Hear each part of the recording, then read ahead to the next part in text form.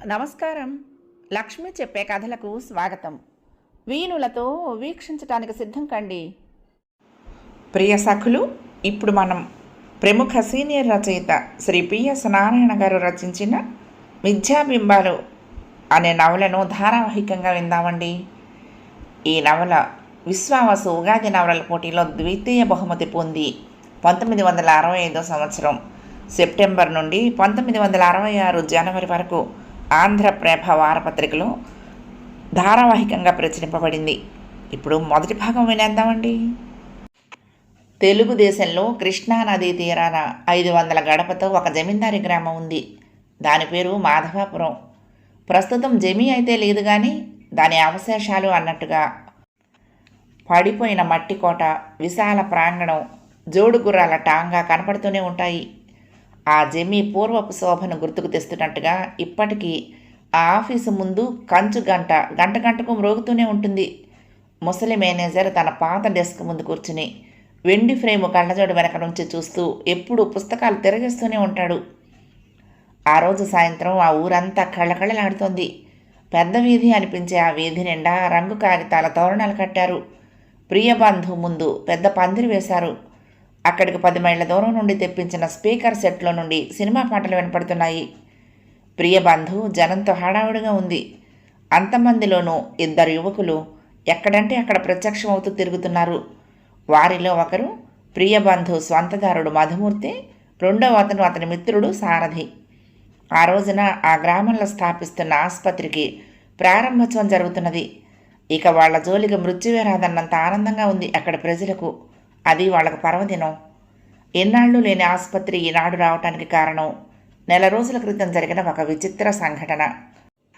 దక్షిణం వైపు పట్నం నుండి రోజు సాయంత్రం 3 గంటలకు వచ్చే రైలు బండి ఆ రోజు సూర్యుడు పడమటి కొండలకు ఎర్రటి రంగు పులుముతున్న సమయంలో వచ్చి మాధవపురం స్టేషన్లో 1/2 నిమిషం ఆగి తిరిగి కదిలి వెళ్ళిపోయింది. ఆ 1/2 నిమిషంలోనే స్ఫురద్రూపి అయిన ఒక యువకుడు తన పెట్టే బెడ్డింగ్తో దిగి నిశ్శబ్దానికి నిలయంగా ఉన్న ఆ స్టేషన్ని అన్ని వైపులా పరిశీలిస్తూ ఉండిపోయాడు. మధుమూర్తి ఎక్కడా? అతడి ఆశ్చర్యానికి అంతులేకపోయింది. తను 200 మైళ్ళ దూరంలో ఉన్నప్పుడే తనను ఎప్పుడు చూద్దామా, ఎప్పుడు ఆప్యాయంగా కౌగిలించుకుందామా అని ఎదురుచూసిన మధుమూర్తి ఈరోజు తన ఊరి స్టేషన్లో 3 రోజుల ముందుగా తెలియపరచ దిగినప్పుడు కూడా అమిత ఆనందంతో స్వాగత పురస్కారంగా ఎదుర్కోలేదేమా అని విభ్రాంతి చెందాడు. తన రాక కోసం అహర్నిశలు ఎదురుచూసే మధుమూర్తి ఎందుకు రాలేదు? అతని మనసు పరిపరి ఆలోచనలతో వికలత్వం చెందింది. ఒకవేళ తను రాసిన ఉత్తరం కానీ అందలేదా? అందకుండా ఎందుకుంటుంది? మరైతే ఎందుకు రాలేదు? ఒంట్లో సుస్థి కానీ చేయలేదు కదా? లేక మరే అర్జెంటు పని మీదైనా మరొక ఊరు వెళ్ళాడేమో.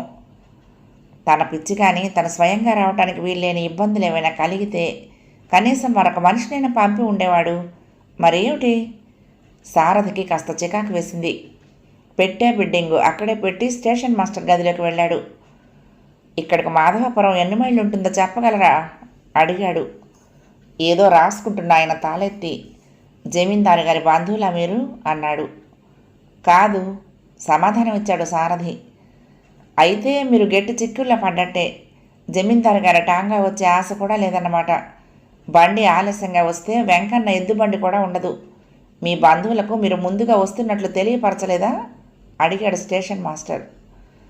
అన్నీ అయ్యాయి, అయినా మధుమూర్తి ఎందుకు రాలేదో ఎంతగా ఆలోచించినా అర్థం కావటం లేదు అన్నాడు. మధుమూర్తి గారంటే ప్రియబంధు యజమానులు కదూ? అవునవును అన్నాడు సారథి ఉత్సాహంగా. చాలా మంచివారు. యువకుడైనా చాలా పెద్ద మనిషి తరహాగా వ్యవహరిస్తూ ఉంటారు. 4-5 రోజులకు ఒకసారి సాయంత్రం పూట షికారుగా ఇటువైపుకి వస్తూ ఉంటారు కూడా అన్నాడు స్టేషన్ మాస్టర్. అసలు విషయాన్ని వదిలి ఏదేదో మాట్లాడుతున్న ఆయన ధోరణి విసుగనిపించి, ఇంతకీ మాధవపురం ఎంత దూరమో చెప్పారు కాదు అన్నాడు సారథి. ఎంత లేకేం 2.5 మైళ్ళైనా ఉంటుంది. కాళ్లకు పని కలిగిస్తే 30 గంటల చేరుకుంటారు. ఒక్క క్షణం మౌనంగా ఊరుకుని సారథి, అయితే మీరొక్క సహాయం చేయాలి. నా పెట్టే బెడ్డింగు ఇక్కడ ఉంచుతాను. రేపు ఉదయాన్నే వాటి కోసం ఎవరినైనా మనిషిని పంపుతాను అన్నాడు. అలాగే చేయండి అన్నాడు ఆయన లేచి నిలబడుతూ. సారథి పెట్టెలోని బ్యాటరీ లైట్ తీసుకుని పెట్టే బెడ్డింగ్ స్టేషన్ మాస్టర్ గదిలో మూలగా పెట్టాడు. ఎటు వెళ్లాలో ఓసారి చెప్తే ఇదిగో ఇలా తూర్పు వైపుగా కొంత దూరం డొంక వెంట వెళ్ళారంటే కాలువ తగులుతుంది. ఆ ఒడ్డునే వెళ్ళండి, మాధవాపురం వస్తుంది. థ్యాంక్స్, వస్తానండి. సారథి ఒక్కసారి నిశ్శబ్దంగా ఉన్న ఆ స్టేషన్ నలువైపులా చూసి బయటకొచ్చాడు. పక్కగా ఉన్న 2-3 రైల్వే క్వార్టర్స్ స్టేషన్కు అంగరక్షకుల్లా ఉన్నాయి. చుట్టూ పొలాలు కృష్ణనీటిని తాగుతూ వింత శోభతో గాలికి అనుగుణంగా ఊగుతున్నాయి. ఇంతదాకా ఎర్రగా మిడిసిపడుతున్న పడమటి వైపు ఆకాశం వయసొచ్చిన వాడి ముఖంలా నల్లబడుతోంది. పొలాల మధ్య మట్టి డొంకపాట ప్రకృతి కన్యక పాపిట్లా ఉంది. సారథి ఒడివడిగా అడుగులు వేస్తున్నాడు. బాగా పొద్దెక్కక ముందే మాధవపురం చేరుకోవాలి. నరసంచారం లేని తెలియని ఈ ఒంటరి బాటలో పొద్దుపోయి నడవటం కష్టమే. అయినా బండి ఈ రోజునే లేటుగా రావాలా? తన రాకకు అత్యాసక్తిని చూపే తన ప్రియమిత్రుడు మధుమూర్తి ఎందుకు రాలేదు? ఈ రోజున అతి ప్రశాంతంగా ఈ మారుమూల గ్రామంలో జీవితం గడుపుతున్న అతడికి తనకు స్వాగతం చెప్పడం కన్నా మించిన పని ఏం కలిగి ఉంటుంది? మధుమూర్తి రూపం కళ్ళ ముందు సాక్షాత్కరించింది. పట్నంలో ఎంబీబీఎస్లో చేరాడు తను. అంతవరకు ఆ నగరం ముఖమైనా చూడని తనకు కాస్త భయం వేసింది. అటువంటి సమయంలోనే మధుమూర్తితో పరిచయం అయింది. తనతో సరిగ్గా 1 సంవత్సరం గడిపాడు. ఒకే గదిలో ఉండేవాళ్ళు. మధుమూర్తి చాలా గంభీరంగా ఉండేవాడు. తూచి మాట్లాడేవాడు. అనుకోకుండా మధుమూర్తి జీవితంలో ఒక హఠాత్ సంఘటన జరిగింది. మొదటి సంవత్సరం సెలవులకి మాధవపురం వెళ్ళిన మధుమూర్తి తిరిగి చదువు మిషతో పట్నం రాలేదు. ఎవరి పట్టు వలనైతే ఆ చదువు చదువుతున్నాడో ఆ తండ్రి మరణించినప్పుడు ఇంకా చదువు కొనసాగించాల్సిన అవసరమేముంది? తను ఎంతో చెప్పి చూశాడో లాభం లేకపోయింది. సారథి, జీవితంలో ఇష్టం లేని పని చేయటం కన్నా మరొక ప్రాణాంతకం లేదంటాను. నాకు తెలుసు నేను దానిలో పైకి రాలేనని. ఇన్నాళ్ళు నాన్న పట్టు చూసి ఆయన మనసు కష్టపెట్టడం ఇష్టం లేక ఆయన తృప్తి కోసం చదివాను. అందున నేను ధనార్జన కోసం చదవవలసిన అవసరం లేదు. ఇప్పుడు ఉన్న ఆస్తిని నిలబెట్టుకోవటం ఎలాగా అని మదన పడుతున్నాను. అక్కడే ఉండి వాటిని చూసుకుంటూ ఆ దారిలో నన్నా సుగమంగా నడవగలిగితే నా జీవితానికి ఇక లోటేమీ లేదు అన్నాడు నవ్వుతూ ఓ రోజున. అతడి అదృష్టమే అన్నట్లుగా అతడి భార్య శాంతి కూడా అతడికి అన్ని విధాల శాంతిని చేకూర్చింది. అతడి జీవితానికి మరింత వెలుగుబాటును చేకూర్చింది. అదే అతడి ప్రతి ఉత్తరంలోనూ ప్రతిబింబిస్తూ ఉండేది. ఎవరూ లేని నాకు అందరూ ఉన్నట్టుగానే చేయగలుగుతుంది నా శాంతి. ఆమెను పొందటం నా పూర్వ పుణ్యఫలం అనేవాడు. బాటకు అడ్డుపడుతూ కాలు వచ్చింది. సారథి కాలువ గట్టెక్కాడు. ఎడమ చేతి వైపుగా దీపాలు మిణుకుమంటూ సరివితోపుల్లో నుండి ఒక గ్రామం కనపడింది. అదే కాబోలు మాధవపురం అనుకుని అటువైపు అడుగులు వేసాగాడు సారథి. కాలువలో నీరు నిండుగా ఉండి గలగలలాడుతూ పారుతోంది. పక్కనున్న రెల్లు పొదలు ఆ గాలికి వింత ధ్వనులను ప్రసారం చేస్తున్నాయి. మీదికొచ్చే చల్లని గాలికి పరవశత్వం చెందాడు సారథి. ఎంతో ఆశతో వచ్చిన తనకు మధుమూర్తి స్టేషన్కు రాకపోవటం నిరాశ కలిగించింది. వెళ్ళగానే మధుమూర్తిని నిలబెట్టి ప్రశ్నించాలి. ప్రాణాధికంగా ప్రేమించే తను వస్తున్న స్టేషన్కి ఎందుకు రాలేదు అని.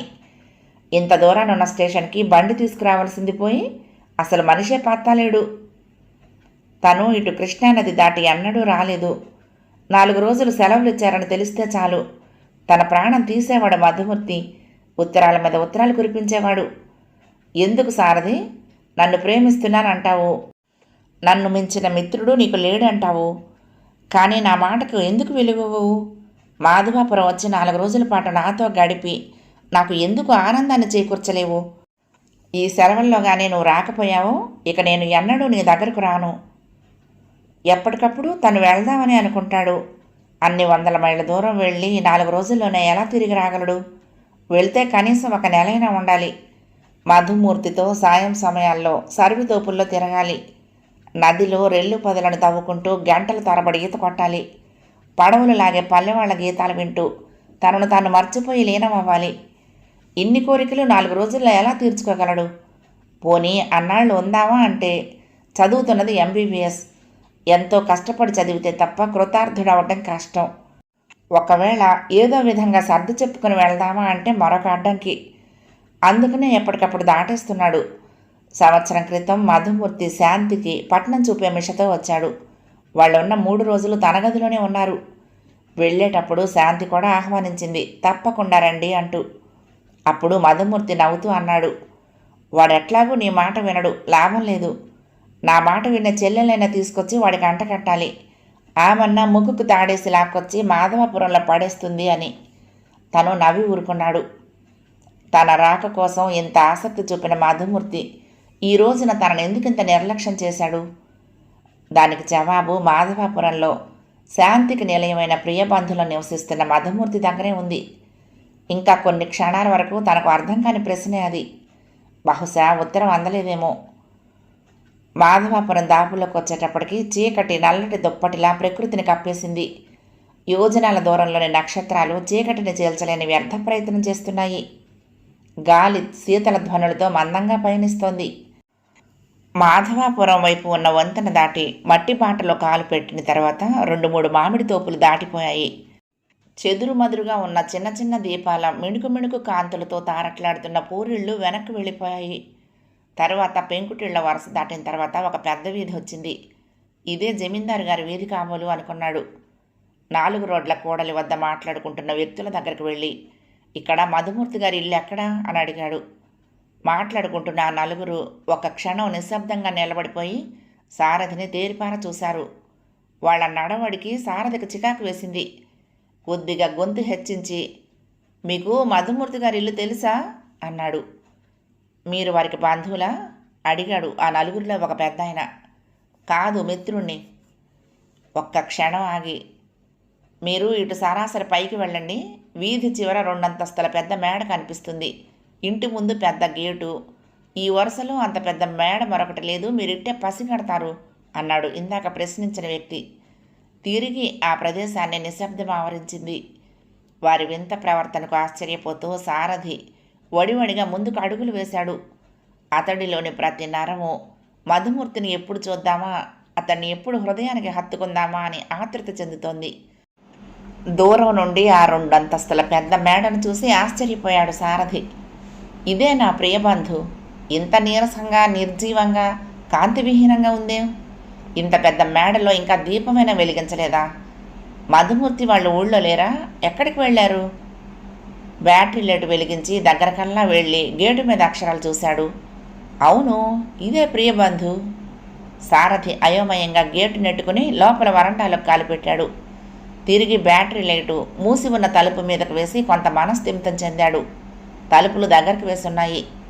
ఆతృతతో ముందుకు నడిచి, మధుమూర్తి, మధుమూర్తి అంటూ తలుపులు నెట్టి తెరుచుకున్న వాటి గుండా లోపలికి చూస్తూ నిశ్చేష్టుడై నిలబడిపోయాడు. మధుమూర్తి 2 చేతుల నడుమ వాడి నల్లబడిపోయిన ముఖాన్ని ఇరికించుకుని తన వంకే చూస్తున్నాడు.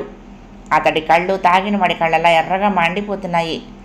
జుట్టు ముఖమంతా చిందరవందరగా పడి అసహ్యంగా ఉంది. అతడి ఎదురుగా ఉన్న నూనె దీపపు కాంతి అక్కడి దృశ్యాన్ని మరింత భయానకంగా ప్రదర్శిస్తోంది. మధుమూర్తి పెద్దగా పిచ్చివాడిలా అరిచాడు సారథి. మధుమూర్తి ఉలిక్కిపడి లేచి నిలబడి, సారథి నువ్వా అన్నాడు. అవును, నేనే సారథిని. ఏం జరిగింది, అలా ఉన్నావేం? ప్రశ్నల వర్షం కురిపించాడు. మధుమూర్తి సోఫాలో కూలిపోయి ముఖాన్ని చేతుల్లో దాచుకుని వెక్కి వెక్కి ఏడుస్తూ, సారథి, శాంతి నన్ను ఈ ప్రపంచంలో ఒంటరి వాణ్ణి చేసి వెళ్ళిపోయింది అన్నాడు. ఏమంటున్నావు మధుమూర్తి? సారథి తల తిరిగిపోయింది. శాంతి మరణించిందా? ఇది ఊపిరి సల్పుకోలేని నగ్న సత్యం, పచ్చి నిజం. మధుమూర్తిని ఎలా ఓదార్చాలో సారథికి అవగాహన కాలేదు. ఎంతో సరదాగా జీవితంలో మరువలేని మధుర క్షణాలుగా గడుపుదామని వచ్చిన సారథికి ఆ సంఘటన విద్యుద్ఘాతంలా తగిలింది. అతడికి అంతా అయోమయం అయిపోయింది. ఇదేమిటి, ఇలా జరిగిందేంటి? విస్తుపోయాడు. అసలు మిత్రుడు మధుమూర్తిని ఓదార్చవలసిన సారథి 3 రోజుల వరకు తనే తేరుకోలేకపోయాడు. వాకిట్లో నిలబడి కళాహీనమైన ప్రియబంధును చూస్తూ ఉంటే మనసు ఎవరో కెలికినట్లు అనిపించింది. ముందున్న మందారాలు మల్లెలు చెట్టునే వాడిపోయి తొడిమెలకు వేళ్లాడుతున్నాయి. సాయం సమయపు చల్లని గాలి మృదువైన నీటి జల్లులా జారిపోతుంది. ఆరుబయట గేటుకి యువతలగా పేం కుర్చీలో కూర్చున్న సారథ లేచి దాపునే ఉన్న మల్లెపొద దగ్గరకు నడిచి చెట్టును వికృతపరుస్తున్న వాడిన మల్లెలను చేతులతో తీసివేసి ఒక నిట్టూర్పు విడిచాడు. ఆ ఆవరణను చూస్తూ ఉంటే సారథకి నేత్రాల్లో నీళ్లు కదిలాయి. నీరసంగా నిర్జీవంగా 3 రోజులు గడిచిపోయాయి. కుర్చీలో కూర్చుంటూ అనుకున్నాడు. మధుమూర్తి వచ్చి శారదకి ఎదురుగా కూర్చున్నాడు. చీకటి భూతంలాగా ఆవరించుకొస్తుంది. మధుమూర్తి నిశ్చలంగా సారథి ముఖంలోకి చూస్తూ కూర్చున్నాడు. సారథి అనుకున్నదొకటి అయినదొకటి. ఎన్నో కలలు గన్న శాంతి కోరికలు గగన కుసుమాలే అవ్వగా నన్ను ఒంటరివాణ్ణి చేసి వెళ్ళిపోయింది. నేను చీకటి అగాధంలో తిరిగి వెలుగును పొందలేకుండా కూలిపోయాను. సారథి హృదయం మిత్రుడు మధుమూర్తి మాటలకు ద్రవించింది. కళ్ళు చెమర్చాయి. అతడు గొంతు పెగల్చుకుని ఏదో మాట్లాడబోయేలోగానే, నిన్నో కోరిక కోరకుండా ఉండలేకపోతున్నాను సారథి. నీ ఈ మిత్రుడి కోరిక తీరుస్తావనే పరిపూర్ణ విశ్వాసం నాలో ఉంది. నాకు అదే శాంతి అన్నాడు తాలెత్తి. సారథి ఆశ్చర్యంగా మధుమూర్తి ముఖంలోకి చూశాడు. అతడి కళ్ళల్లో 1000 ఆశలు సారథి మాట కోసం ఎదురు చూస్తున్నాయి. తప్పకుండా మధుమూర్తి, నా మిత్రుడి ఆనందం నాది. నువ్వు కోరనక్కర్లేదు, ఆజ్ఞ ఇవ్వు, అది నెరవేర్చే బాధ్యత నాది అన్నాడు. మధుమూర్తి కళ్ళు కాంతితో వెలిగాయి. మరుక్షణంలోనే ముఖంలో వింత వింత భావాలు దొర్లాయి. వేదన స్ఫురించింది. గొంతు మోగబోయింది. పెగల్చుకుని, నా సారథి ఎలాంటివాడో నాకు తెలుసు. అసలు ఆ కోరిక చెప్పే ముందే మరొక విషయం చెప్పాలి. విను సారథి అని తలను పేం కుర్చీలో వెనక్కి వాల్చి ఆకాశంలోకి చూసి కళ్ళు మూసుకున్నాడు. సరిగ్గా 5 రోజుల క్రితం సూర్యోదయం కాకముందే పనులన్నీ పూర్తి చేసుకుని జమీందారు గారి టాంగాలో పట్నంలో పని ఉండి బయలుదేరాను. ఇంకా నాకు బాగా జ్ఞాపకం ఉంది సారథి. ఆ రోజు ఉదయాన ప్రతి క్షణము నా కళ్లకు ఇప్పటికీ కట్టినట్టుగా కనిపిస్తోంది. కళ్ళు తెరవకుండా దుప్పట్లోనే ముడుచుకుని పోయి శాంతి అని పిలిచాను. ఉదయాన కళ్ళు తెరవగానే ముందు నాకు శాంతి కనపడాలి. ఆమె కళ్ళల్లోని కాంతి, ఆమె ముఖంలోని వెలుగు, ఆ రోజు నేను చెయ్యబోయే పనులలోని ఫలితాలకు నిదర్శనాలు. మృదువైన అడుగుల సవడి, గాజుల గలగలలు, కోకిల కంఠం క్షణక్షణానికి దగ్గరయ్యాయి. కళ్ళు మూసుకుని నా 2 చేతులు చాచి ఆమె నడుం చుట్టూ పోనిచ్చి నా పక్కనే కూర్చోబెట్టుకుని అతి దగ్గరగా శాంతి ముఖంలోకి నా ముఖం పెట్టి ఆ రోజు వెలుగులోకి తొలిసారిగా శాంతి కళ్ళలోకి చూశాను. ఆమె విశాల నేత్రాలు వింత వింత కాంతులతో దేదీప్యమానంగా వెలుగుతున్నాయి. ఆమె గులాబీ రంగు చెక్కిళ్ళు నన్ను ఏ దివ్యలోకంలోకి తీసుకువెళ్ళి సంతోష సాగరంలో ముంచి తేల్చాయి. గబుక్కున ఆమె చెక్కిలపై ముద్దు పెట్టుకున్నాను. ఆమె కోపాన్ని అభినయిస్తూ లేచి నిలబడింది. ఓ గంటలోనే నా కాలకృత్యాలన్నీ తీర్చుకున్నాను. రాముడు జమీందారు గారి టాంగా కోసం వెళ్ళాడు. కాఫీ తాగుతూ ఉండగా చిట్లించిన శాంతి నుదురు నన్ను ఒక్క క్షణం నిర్ఘాంతపరిచింది. ఏం శాంతి అలా ఉన్నావేం అడిగాను. కొద్దిగా తలనొప్పిగా ఉంది. తలనొప్పిగా ఉందా? ఏది ఇట్రా. ఆత్రంగా దగ్గరకు పిలిచి చేయి పట్టుకుని చూశాను. చల్లగానే ఉంది. ఒళ్ళు చల్లగా ఉందిలే శాంతి. అయినా తలనొప్పిగా ఉంటే విశ్రాంతిగా పడుకోక ఎందుకు అటు ఇటు తిరుగుతున్నావు అన్నాను. ఆమె చిన్నగా నవ్వింది.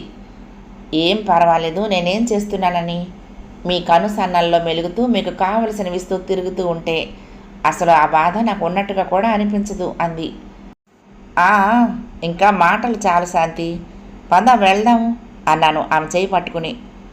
ఎక్కడికి అంది శాంతి ఆశ్చర్యపోతూ. చెప్తానుగా, వెళ్దాంరా అన్నాను. ఎందుకు ఆలస్యం చేస్తారు? జమీందారు గారి టాంగా కోసం అప్పుడే రాముడు వెళ్ళాడు కూడా. మీరు బట్టలు మార్చుకుని కావలసిన కాగితాలు అవి తీసుకోండి. పెందలాడే వెళ్తే తిరిగి పెందలాడే రావచ్చు అంది. అవన్నీ తర్వాత, అంతకంటే ముఖ్యమైన పని మరొకటి ఉంది నాకు. నేను చెప్పింది విను, నా వెంటరా. శాంతి ఏమనుకుందో ఏమో మారు మాట్లాడకుండా నా వెంట వచ్చింది. నేను శాంతిని తీసుకుని దగ్గరకు వేసి ఉన్న నా పడగది తలుపులు నెట్టుకుని లోపలికి వెళ్ళి తిరిగి తలుపులు వేశాను. ఏమిటి, ఎందుకు అంది. ఎందుకు అలా తొందరపడతావు? నేను చెప్పినట్లు చేయిపాదా అని ఆమెను అక్కడే వదిలి రాత్రి కిటికీలను మూసివేసిన తెరలు తొలగించాను. పక్క మీద నలిగిన తెల్ల దుప్పటిని తీసి బీరువాలోని మరొక దుప్పటిని స్వహస్తాలతో పరిచాను. నా చేష్టలకు శాంతి నిశ్చేష్ట అయి మాటలు ఉడిగి నిలబడిపోయి చూస్తోంది. నేను క్రీగంట ఆమెను చూస్తూనే దిండ్లు సరిచేశాను. దగ్గరకొచ్చిన ఆమె చేతిని నా చేతిలోకి తీసుకొని పద అన్నాను. ఆమె కుపిత స్వరంతో, మీరు చేస్తున్నదేమిటో నాకు అర్థం కావటం లేదు. చూడండి, అప్పుడే ఎండ క్షణానికి ఎలా మారిపోతున్నదో. ఇలా ఇక్కడే ఈ ప్రియబంధను వదలకుండా కూర్చుంటే మీరు వెళ్ళినట్లే, తిరిగి సాయంత్రం వచ్చినట్లే అంది విసుగ్గా. నాకు అవన్నీ తర్వాత, నేను చెప్పిన మాట విను అంటూ బలవంతంగా తీసుకువెళ్ళి మంచం మీద కూర్చోబెట్టి మంచం పక్కనే ఉన్న కుర్చీలో నేను కూర్చొని పడుకో అన్నాను. ఆమె తీక్షణంగా నా ముఖంలోకి చూసింది. ఇప్పటికీ నాకు ఆమె అలా చూస్తున్నట్టే అనిపిస్తోంది సారథి అన్నాడు. సారథి కళ్ళ వెంట నీరు తిరిగింది. అచేతనంగా వింటూ కూర్చున్నాడు. నేను చెప్పిన మాట వినవా శాంతి అని నేను బ్రతిమలాడాను. ఆమె విసుక్కుంటూనే ఆ మంచం మీద నా ముఖంలోకి చూస్తూ పడుకుంది. 2 నిమిషాలు ఆమె ముఖంలోకి అలాగే చూస్తూ ఉండిపోయాను. ఆమెలో క్షణక్షణానికి నా చేష్టలకు విసుగు కోపం ఎక్కువ అవుతున్నాయి. నేను పక్కనే ఉన్న స్టూల్ మీద ఒట్టివేళ్ల విసినకర్రను చేతిలోకి తీసుకుని ఆమెకు విసురుతూ, నేను ఈరోజు ఎక్కడికి వెళ్ళను అన్నాను. ఆమె చటుక్కున లేచి కూర్చుని నా చేతిలోని విసినకర్ర లాక్కుని దూరంగా విసిరేసి, ఎందుకని అంది. నా శాంతికి తలనొప్పిగా ఉంటే నేను ఎలా వెళ్ళగలను? ఆ పనులకేం ఇవాళ కాకపోతే రేపవుతాయి. ఈ మాటలు ఎవరన్నా విని నవ్వేదానికంటే ముందు నేను తల పగలగొట్టుకొని చావటం మంచిది. చిచ్చి, ఏం మనుషులు మీరు అంది మరింత కోపంతో లేచి నిలబడి. కోపగించుకోకు శాంతి, నీకు ఇలా ఉంటే నేను శాంతిగా అంత దూరం ఎలా వెళ్ళగలను? అక్కడ చేయవలసిన పనుల్లో మనసును ఎలా లగ్నం చేయగలను? అందున దాదాపు 12 గంటలు నిన్ను వదిలి నేను ఎలా ఉండగలను? నేను వెళ్ళలేను శాంతి అన్నాను మొండిగా. ఆమె నుదురు కొట్టుకుంటూ నా దగ్గరకు వచ్చింది. మీరు చాలా మంచివారు. నేను చెప్పిన మాట వింటారని నాకు తెలుసు. మీరు అనుకున్నంతగా నేనేమీ బాధపడటం లేదు. అసలు ఇందాకున్న తలనొప్పి కూడా ఇప్పుడు లేదు. మీ మాటలే నాకు దివ్య ఔషధంగా పనిచేశాయి. మీరు కురిపిస్తున్న అనురాగ స్రవంతి నాకు పరిపూర్ణ ఆరోగ్యాన్ని ప్రసాదిస్తోంది. మీరు వెళ్ళి రండి బాబు అంది బ్రతిమలాడుతూ. నేను అక్కడే తప్పు చేశాను సారథి. జీవితంలో ఇక సరిదిద్దుకోలేని పొరపాటు అది. ఆమె మాటలకు లొంగిపోయాను. ఆమె తీయని మాటలతో నా దృఢ చిత్తం కరిగిపోయింది. నా మాట మీద నేను నిలబడలేకపోయాను. ఆమె మాటలకు అనునయంగా లేచి నిలబడి ఆమెను అనుసరించాను. ఆమె స్వహస్తాలతో నాకు మేజోళ్ళు ఊట్లు తొడిగింది. తల దువ్వింది. కళ్ళజోడు తుడిచి చేతికిచ్చింది. గడియారానికి కీ ఇచ్చి చేతికి పెట్టింది. బీరువాలోని ఉంగరాలు 2 తీసి చేతి వేళ్లకు పెట్టింది. నేను అచేతనంగా ఆమె చేస్తున్న ఏ పనికి అడ్డు చెప్పకుండా మౌనంగా ఊరుకుండిపోయాను. వాకిట్లో టాంగా వచ్చి ఆగిన మోతయింది. నేను లేచి నిలబడ్డాను.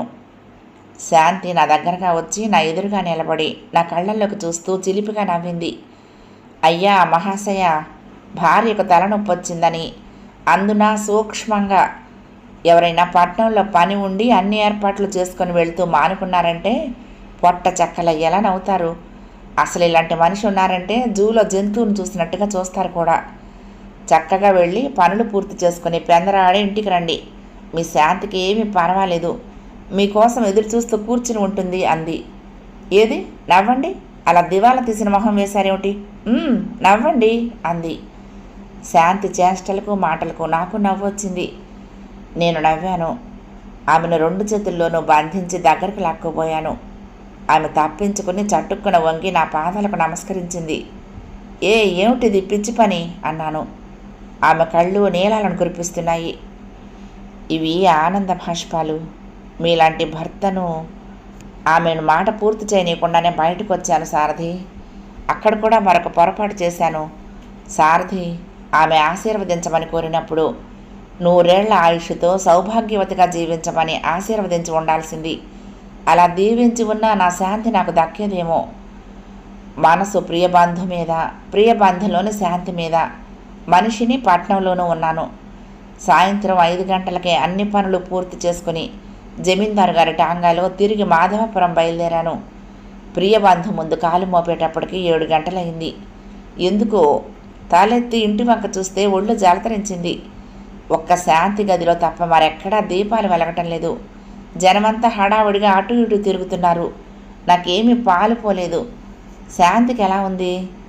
ఆమె నవ్వుతూ త్రుళ్ళుతూ నాకు ఎదురు పడాలని 1000 దేవుళ్లకు మొక్కుకుంటూ లోపలికి కాలు పెట్టాను. శాంతి గదిలోకి పరిగెడుతున్నట్లుగా నడిచాను. ఏదైతే జరగకూడదని పదే పదే దేవుళ్లను ప్రార్థించానో అదే జరిగింది. నేను నిర్ఘాంతపోయి నిశ్చేష్టుడనై అలాగే ఆ దృశ్యం వంకే చూస్తూ ఉండిపోయాను సారథి. నా శాంతి పక్క మీద అపస్మారక స్థితిలో పడింది. తల మీద ఉన్న తడిగుడ్డ ఆమె అందాన్ని హరిస్తూ నా జీవన జ్యోతిని మింగేయ ప్రయత్నిస్తోంది. ఆ దృశ్యం నేను చూడలేకపోయాను సారథి. ఆమె మంచం పక్కనే సాతాని జియ్యరు, కంసాలి ఆచారి ఉన్నారు. వాళ్ళు ఈ ఊరి వైద్య ప్రముఖులు. అక్కడే ఉన్నారు. వాళ్ళ ముఖాలు స్పష్టంగా తమ చేతగానితనాన్ని ప్రతిబింబిస్తున్నాయి. శాంతి అంటూ ఆ మంచం మీద కూలిపోయాను. నాకు అంతే తెలుసు సారథి. అదే నేను శాంతిని ఆఖరిసారి చూడటం. నా సహధర్మచారిణి, నా కంటి పాప, నా నవ్వులో వెలుగు, నా హృదయానికి హృదయమైన నా శాంతి నన్ను అశాంతి వలయంలోకి ఒంటరిగా జారవిడిచి వెళ్ళిపోయింది. తిరిగి రాని లోకాలకు వెళ్ళిపోయింది సారథి. 2 చేతుల్లో ముఖం కప్పుకొని వలవలా ఏడ్చాడు మధుమూర్తి. సారథి లేచి అనునయంగా అతని భుజాల మీద చేతులు వేసి, వద్దు భయ్యా, సాధ్యమైనంత వరకు గడిచిన దుర్ఘటనలను మర్చిపోవటం మంచిది అన్నాడు. అలా మర్చిపోవటం అంత తేలిక కాదని తెలిసినప్పటికీ చీకటి దుప్పటిలో మునిగిన ఆ గ్రామం అప్పుడే నిశ్శబ్దానికి నిలయమైపోయింది. అప్పుడప్పుడు వినిపిస్తున్న కుక్కల అరుపులు వికృతంగా ఉన్నాయి. 4 మెతుకులు నంజి బరువైన హృదయాలతో మిత్రులిద్దరూ మేడ మీద వరండాలో పరిచిన పక్కల మీద పడుకున్నారు. సారథి, ఇంతకీ నీకు నా కోరిక చెప్పనే లేదు. 2 నిమిషాల మౌనం తర్వాత మధుమూర్తి తిరిగి గొంతు విప్పాడు. మాధవాపురం గురించి ఆలోచించు సారథి. గలగలా పారే కృష్ణ ఒడ్డున 500 గడపైన మెంచని చిన్న గ్రామం. చల్లని గాలులు, ప్రశాంత ప్రకృతి, తీయని హృదయాలతో పలకరించే అమాయకపు పల్లె ప్రజలు. ఇది జమీందారి గ్రామం కదూ అన్నాడు సారథి.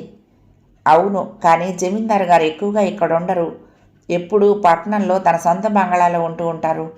పంటలు వచ్చే సమయంలోనో లేకపోతే పల్లె మీద మమత కలిగినప్పుడు వచ్చి 2-3 నెలలు ఉండి వెళ్తూ ఉంటారు.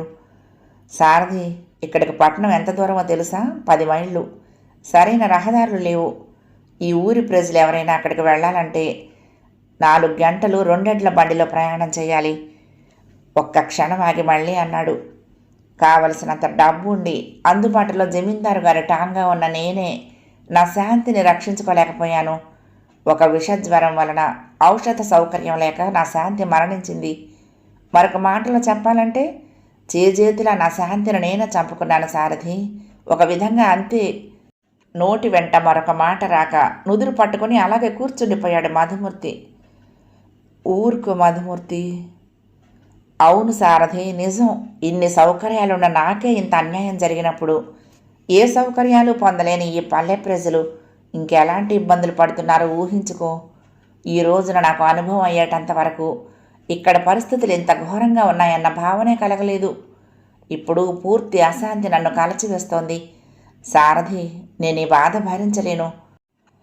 అతని మాటలకు ఆ గ్రామ ప్రజల మీద అమితమైన జాలి కలిగి హృదయం ద్రవించింది సారథికి. నేను నిన్ను కోరబోయే సహాయం అదే సారథి. నా వద్ద లెక్కకు మించి మూలిగే ఈ డబ్బు ఈ పేద ప్రజలకు ఏ విధంగానైనా ఉపయోగపడితే నా శాంతి ఆత్మైనా శాంతిస్తుంది. నాకు అదే చాలు. అదే 10,000 కూడా. నువ్వు ఈ రోజున డాక్టర్ పరీక్షలో ఉత్తీర్ణుడవై ఆ వృత్తిలో చేరేందుకు సంసిద్ధంగా ఉన్నావు. ఎలాగూ నువ్వు ప్రాక్టీస్ అయినా పెట్టాలి, లేకపోతే ప్రభుత్వ ఆసుపత్రిలో డాక్టర్గానైనా చేరాలి. అదే నువ్వు ఇక్కడ నేను ఏర్పరచబోయే ఆసుపత్రిలో డాక్టర్గా ఉండి నా కోరిక ఎందుకు తీర్చకూడదు? నీకు అన్ని సౌకర్యాలు ఇక్కడ నేను చూస్తాను భయ్యా. నువ్వు కాదు అనొద్దు. నువ్వు ఎలాగైనా నా ఈ కోరికను తీర్చాలి సారథి అన్నాడు ఆవేశంగా మధుమూర్తి.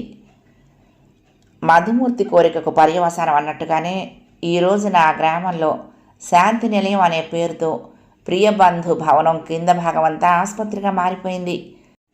మధుమూర్తి తన కోరికను వెలిబుచ్చిన తర్వాత కొద్ది రోజుల్లోనే సారథి తిరిగి ఇంటికి వెళ్ళాడు, ఆసుపత్రికి కావలసిన వస్తువులు ఏర్పరచుకునేందుకు.